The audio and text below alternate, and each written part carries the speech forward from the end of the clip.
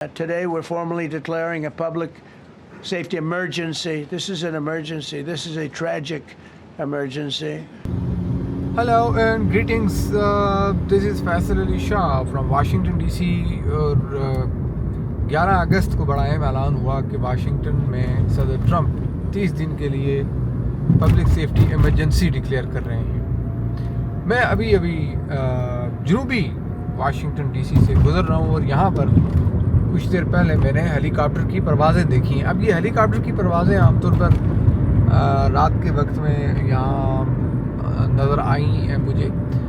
इससे पहले मैंने बाल्टीमोर में इस तरह की देखी थी और यहाँ अमेरिका की पुलिस के पास क्योंकि हेलीकॉप्टर सर्विलेंस के तौर पर इस्तेमाल होते हैं, तो बाल्टीमोर में भी वो इलाके जहाँ जराइम ज़्यादा होते हैं वहाँ इस तरह की सर्विलेंस होती है। तो आज वो सर्विलेंस मैंने यहाँ देखी। तो इसके पीछे जाहिर है कि ये वो पब्लिक सेफ्टी इमरजेंसी जो है उस पर एक्शन शुरू हो चुका है और 11 अगस्त की शाम तक की जो डिटेल्स थी उसमें 37 के लगभग लोग बताए गए थे जो इन्होंने गिरफ़्तार किए।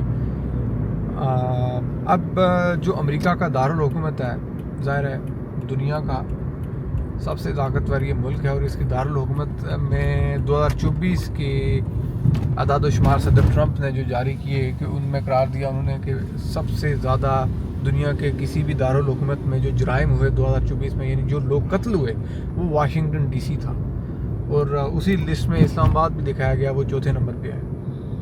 तो यहाँ ये शहर जो है इसमें को एग्जिस्टेंस है 100% है और इस को एग्जिस्टेंस के नतीजे में लोग रहते हैं मिलजुल के और इसमें ब्लैक कम्युनिटी के लिए ये बड़ा इम्पोर्टेंट है क्योंकि उनकी हिस्ट्री यहाँ से जुड़ी हुई है। उनकी वर्किंग राइट्स के लिए जो मूवमेंट शुरू हुई थी, क्योंकि एक वक्त ऐसा था अमेरिका में से सफ़ेद फामों के लिए अलग पानी पीने की जगह, ब्लैक के लिए अलग वाशरूम्स अलग, बसों में आगे पीछे बैठने की जगह अलग।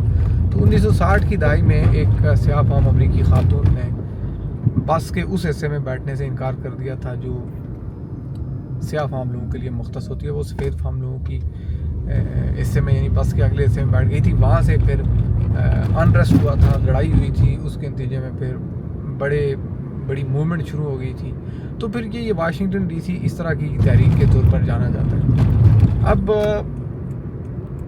जब सदर ट्रंप ने अपने पिछले दौर में भी यहाँ इन्फोर्समेंट करने की कोशिश की थी और यही बात मेयर बाउज़र जो है वाशिंगटन की मेयर मुरियल बाउज़र, उन्होंने इसका जिक्र किया आज के प्रेस कॉन्फ्रेंस में कि ये कोई नई बात नहीं है जो अभी वाशिंगटन डीसी के साथ हो रही है। लेकिन वाशिंगटन डीसी शहर जो है इसकी ना सेनेट में ना हाउस में कोई सीट नहीं है। ये एक फुली ऑटोनोमस डिस्ट्रिक्ट है।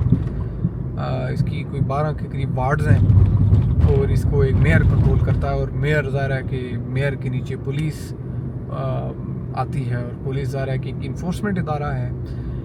अब वाशिंगटन में बहुत सी कैपिटल जो है वो फेडरल फोर्सेस हैं, जैसे कि आप देखें तो यहाँ पर कैपिटल पार्क पुलिस है, यूएस कैपिटल पुलिस है और फिर यूएस सीक्रेट सर्विस है और इस तरह की बहुत सी सर्विसेज हैं। अब ये सारे इदारे हैं फेडरल के।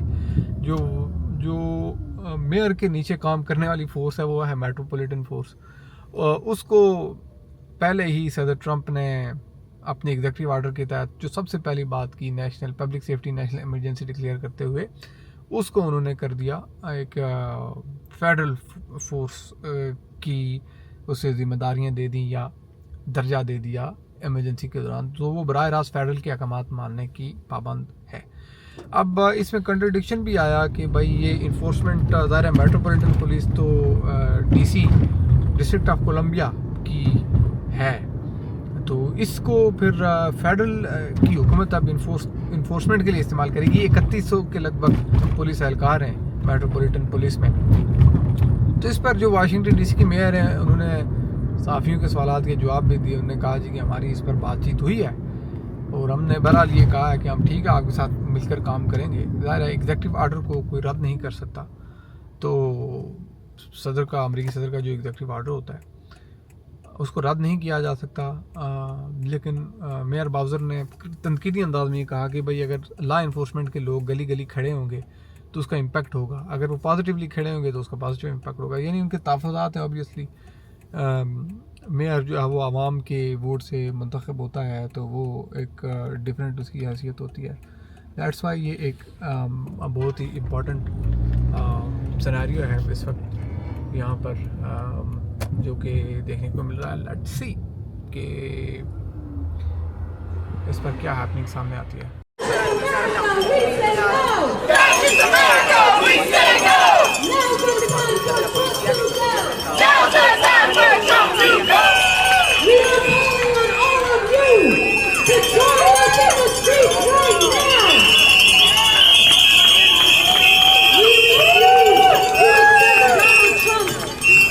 Takeover of DC. We refuse to accept his racist unleashing of murderous federal police and federal.